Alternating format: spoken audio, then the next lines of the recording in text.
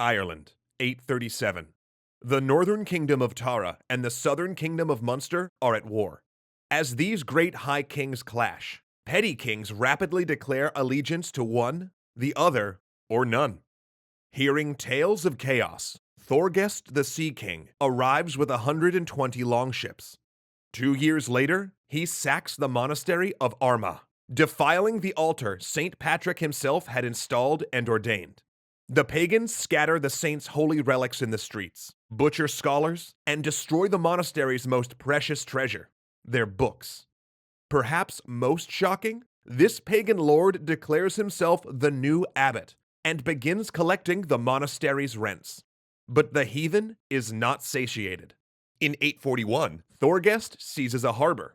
He builds walls and a port, declaring himself king over all foreigners in Ireland.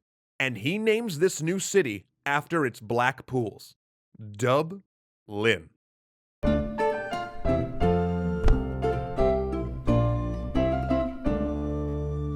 As the Danes plundered the remains of Charlemagne's Frankish Empire, the Norwegians set their sight on a different target, the British Isles. They began with seasonal raids on the coasts of England and Scotland, returning to Scandinavia with their wealth each winter. But they soon realized that these British islands, warmed by passing currents, had a far more temperate climate than Norway. They began to establish winter outposts that turned into expeditionary bases in the spring. The first probing attacks hit Ireland in the early 830s. These were classic hit-and-run affairs, attacking vulnerable targets like coastal monasteries and disappearing before local troops could muster for combat. Ireland proved an attractive target. Through their trade networks, the Scandinavians knew the island was rich in precious metals and stones. Irish craftsmen famously produced intricate gold, silver, and copper jewelry, as well as reliquaries and devotional objects. Local stones, such as emeralds, sapphires, and pearls, decorated these breathtaking objects. Indeed, despite the fractious nature of Irish politics, the island was in the midst of an early medieval renaissance. Unlike the rest of Europe, abbots held spiritual power, rather than bishops and archbishops, and monasteries served as political units, much more like a town or city. They would have merchants and soldiers, sex workers and farmers. One monastery might even go to war with another. And this uniquely powerful institution allowed the Irish Church to develop into a center of learning. Irish monasteries produced, and often reproduced, vast libraries of spiritual works, as well as surviving Greek and Latin classics. The Irish students, monks, and copyists so revered these books that they fashioned covers out of gold, silver, and jewels, meaning they were the first things Vikings stole. Initially, the raiders tore these volumes apart for their valuables and threw the pages into the sea. But they soon learned that the Irish coveted these strange blocks of parchment. Abbots were willing to pay fat ransoms for both these books and the monks that produced them. So soon, the raids turned from simple pillage operations to pillage and capture missions. They ransomed high-value prisoners and sold the peasants into slavery. But Thorgest was different. His raids were not simple harrying, but river campaigns striking deep into the country. Dublin was developing into a permanent base for Viking activity, as well as the largest slave trade center in Western Europe. And he was getting reinforcements. As Frankish silver started to run dry, and the Frankish resistance stiffened, Danish Vikings increasingly showed up in Dublin. And to the horror of the Irish, Thorgest proved to be the rare Scandinavian leader who could govern a coalition of both Norwegians and Danes. He began founding other cities: Cork, Wexford, and Waterford. In 844, he sailed to Limerick and raided the city, hoisting his wife up on an altar where she could declare shamanistic prophecies from Odin. He spoke of conquering all Ireland as a new Scandinavian kingdom. And alarmingly, this display of power began to attract local converts. Get-rich-quick raids and the riotous Viking lifestyle lured some Irish into their cultural fold. And soon, there was a generation of half-Scandinavian, half-Irish children inhabiting the proto-city. The High Kings knew Thorgest had to be stopped. They set aside their civil war and concentrated on the Viking threat. Their main target? Thorgest himself. With him removed, they reasoned, the Norse-Danish alliance would fall apart. And a year after the Limerick raid, the High King of Tara got lucky. It's unknown how he captured Thorgest, but history does remember his execution. The High King bound his limbs, weighed him with stones, and threw him in a river. Thorgest's death precipitated a stunning reversal. Native Irish forces began pushing Viking territory back towards the coasts. Dublin descended into violence. With the uniting figure of Thorgest removed, warbands split by national affiliation in a civil war. The Irish Vikings, semi-outsiders in this Scandinavian city, fought for whichever side promised the best deal. On one side was the Norse Olaf the White, and on the other was the Danish Ivar the Boneless, son of Ragnar Lothbrok.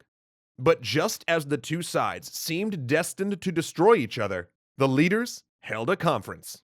There was too much to lose, they agreed. True, without Thorgest, there was no hope of turning Ireland into a Scandinavian state, but there was still money to be made.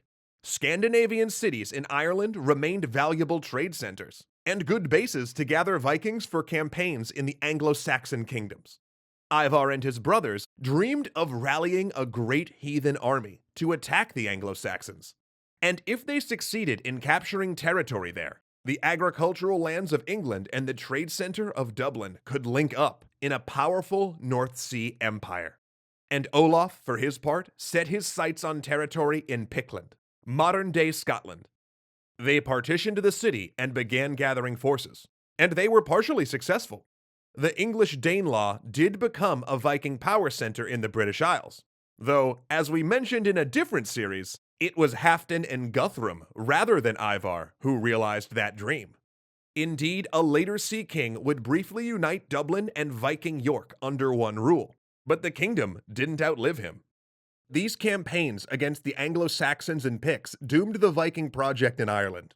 Dublin experienced a chronic manpower shortage by the 870s. As new raiders from Scandinavia decided to chase opportunities in England and Scotland rather than reinforcing old conquests in Ireland. Because Vikings had no central control, there was no way to follow up success. Attrition started to take a toll. Dublin men that left to fight in England rarely returned, and bit by bit, the Irish reclaimed their lost ground. In 980, the King of Meath defeated the Viking king Olaf the Red at the Hill of Tara, killing his sons and forcing the pagan to, ironically, flee to a monastery. Viking Dublin endured, but only as a minor ally bartered between larger Irish factions. Scandinavian power in Ireland was over. It would fall to Brian Boru, King of Munster, to finally destroy the Scandinavians. He turned Viking tactics against the invaders, using ships and shield walls to drive the pagans in Western Ireland into the sea. But this victory came at a steep price. At the Battle of Clontref in 1014, Boru finally ended Viking Ireland. Yet as he knelt in his tent, praying for victory, a retreating Danish mercenary entered and butchered him with an axe. The king died, but his army won, freeing Ireland from pagan occupation. Though that's probably just legend. After all, by this time, Ireland was not under foreign occupation. In fact, the Scandinavians in Ireland had largely assimilated. These so-called Vikings were Christian, born in Ireland, had Irish heritage, and lived in a Gaelic Norse hybrid society. In fact, many men from Viking cities like Cork and Wexford fought on Boru's side. These were simply Irish kingdoms fighting other Irish kingdoms.